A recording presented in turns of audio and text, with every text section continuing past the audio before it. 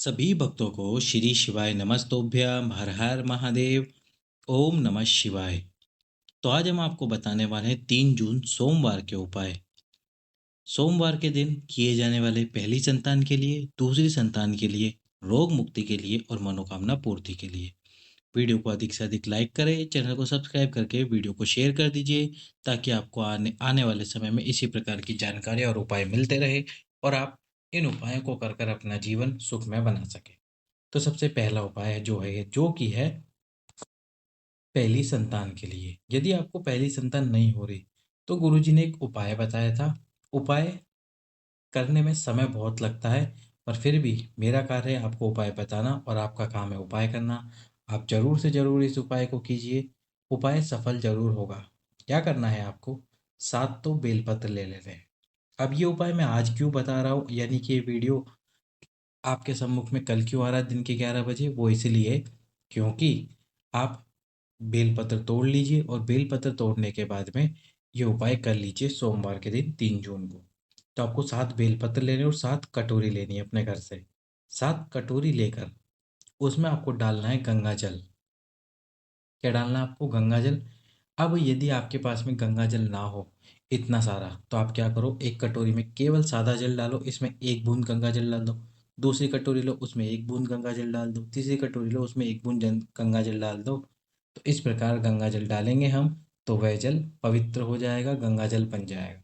तो इस प्रकार से आपको 7 कटोरियों में 7 गंगा जल, 7 कटोरे लेनी, उन सातों में आपको गंगा जल डाल लेना है और 7 बेलपत्र ले लेने हैं। बेलपत्र ले लेना है। अब आपको क्या करना है, शिव मंदिर में जाना है। इस उपाय को करने में समय बहुत लगता है, समय लगता है और ये समय लगने की वजह से ये उपाय थोड़ा लंबा हो जाता है, इसलिए आप एक बार ये उपाय अवश्य ही कीजिए। तो सबसे पहले अब आपको क्या करना है, एक थाली ले लेनी है जिसको आपको शिव मंदिर में लेके जाना है। अब उस थाली में आपको बेलपत्र रखने हैं। इस प्रकार से एक एक बेलपत्र रख दीजिए। अब ये जो बेलपत्र आप रखोगे, इस बेलपत्र के ऊपर यानी प्रत्येक बेलपत्र के ऊपर आप वो कटोरी रखनी है आपको जिसमें आपने गंगा जल डाला था। इस प्रकार से हर एक बेलपत्र के ऊपर आपको कटोरी रखते जानी है। एक कटोरी इस पे, एक कटोरी इस पे, इस प्रकार से सातों बेलपत्र पे आपको 7 कटोरियां रख देनी है। इस पे बेलपत्र पे, बेलपत्र के ऊपर रखनी है कटोरी, इस बात का ध्यान रखना।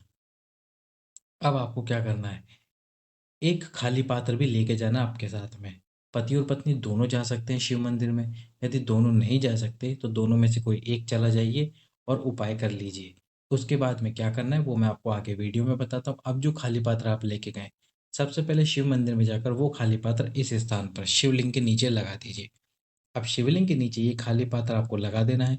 लगाने के बाद क्या करना है, सबसे पहले तो आपको जो आपके पास में बेलपत्र है, एक कटोरी के नीचे से पहला बेलपत्र निकालो और वो बेलपत्र समर्पित करो भगवान शंकर के शिवलिंग पे।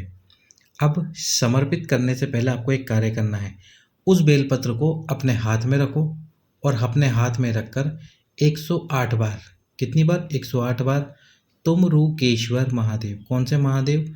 तुमरुकेश्वर महादेव के नाम से वो 108 बार तुमरुकेश्वर महादेव का आपको नाम लेना है। जब 108 बार पूर्ण हो जाए तुमरुकेश्वर महादेव का नाम, फिर वो बेलपत्र समर्पित करना है। अब जिस कटोरी के नीचे से आपने बेलपत्र निकाला है, उस कटोरी को उठाना और भगवान शंकर का, तुमरुकेश्वर महादेव का नाम लेते हुए समर्पित कर देना जल। नीचे आपने पात्र लगा ही रखा है जिसके अंदर वो जल आ जाएगा।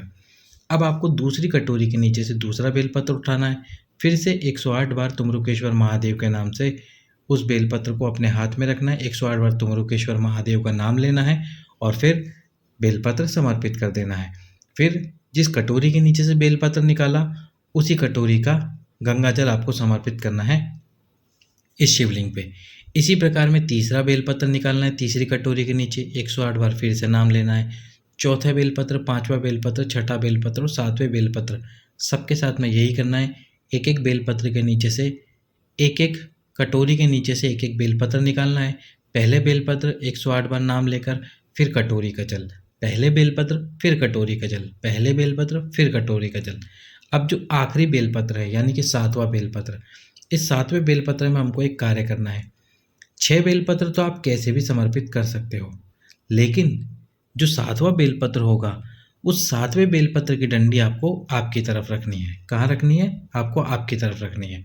जैसे कि आपको इसमें दिखाते हैं, आप 7वां और अंतिम बेलपत्र समर्पित करने वाले हो भगवान शंकर के शिवलिंग पे, तो उसकी डंडी आपको अपनी तरफ रखनी है। बीच वाली पत्ती यदि आप दक्षिण दिशा से समर्पित कर रहे हो, ये दोनों पत्ती, और ये डंडी आपकी तरफ यदि आप यहाँ से जल समर्पित कर रहे हो और उपाय कर रहे हो।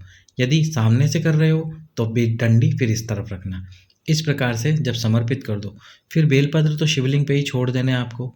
इसके बाद में आपको क्या करना है, जो कटोरी का पात्र है, जो कटोरी है उस कटोरी के पात्र को क्षमा करना, जो यहाँ पर आपने कटोरी लगा रखी है जिसके अंदर 7 कटोरियों का जल आया है, अब आपको वो पात्र उठाना है। उठाकर क्या करना है, यदि पति गया है या पत्नी गई है, यदि दोनों गए हैं तो उनको यहाँ पर आसन लगा देना है नंदी जी के पीछे। नंदी जी के पीछे की तरफ जगह ना हो बैठने की तो शिव मंदिर में कहीं पर भी बैठकर उस कटोरी का, यानी जो पात्र है जिसमें 7 कटोरियों का जल आया है शिवलिंग से बहकर, उस जल को पीना है। पति पत्नी दोनों गए हैं तो दोनों पी लीजिए एक साथ। यदि दोनों में से कोई एक गया है तो आधा जल पीना, आधा जल घर पर लेकर आना अपनी पत्नी के लिए या अपने पति के लिए। इस प्रकार से सोमवार के दिन आपको ये उपाय करना है पहली संतान के लिए। दूसरी संतान के लिए, जिनको पहली हो चुकी है अब उनकी दूसरी संतान की कामना है, तो दूसरी संतान के लिए आपको बेलपत्री के वृक्ष के नीचे सोमवार के दिन 11 रुद्र वाला एक उपाय है जो गुरुजी ने हाल ही की कथा में बताया था। उस उपाय में आपको एक छोटा सा कुंड खोदना होगा किसी भी अस्त्र से या किसी नुकीली चीज़ से, और छोटा सा कुंड बनाना होगा जिसमें आपका हाथ जा सके। यदि इतना बड़ा कुंड बनाने की जगह ना हो तो फिर एक काम करना, उस कुंड में से आपको जब जल निकालना हो तो चम्मच से आप जल निकाल सकते हो। इस प्रकार से कर सकते हो। तो कुंड बनाना, कुंड बनाकर 11 रुद्रों का जो नाम है, 11 सोमवार आपको ये उपाय करना है। 11 सोमवार में से एक रुद्र के नाम से एक सोमवार को उपाय करना। जैसे कपाली रुद्र के नाम से हम ये उपाय कर रहे हैं तो कपाली रुद्र का नाम लेकर ये उपाय करना।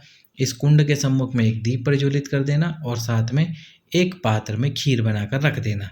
यदि खीर ना बना सको तो दूध के अंदर शक्कर मिलाकर रख देना।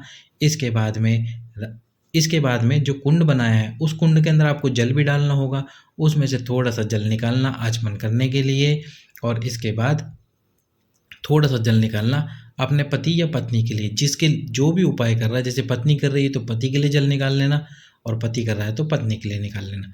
इस प्रकार से जल निकाल कर ये जो खीर वाला प्रसाद है, जब आप रात्रि को सोएं तो रात्रि को सोते समय जिस रुद्र के नाम से, जैसे कपाली रुद्र के नाम से आपने उपाय किया है, तो यही कपाली रुद्र के नाम से आपको इस खीर को आधा आधा खाकर सोना है। पति और पत्नी को लगातार 11 सोमवार आपको ये उपाय करना है दूसरी संतान, दूसरे पुत्र के लिए।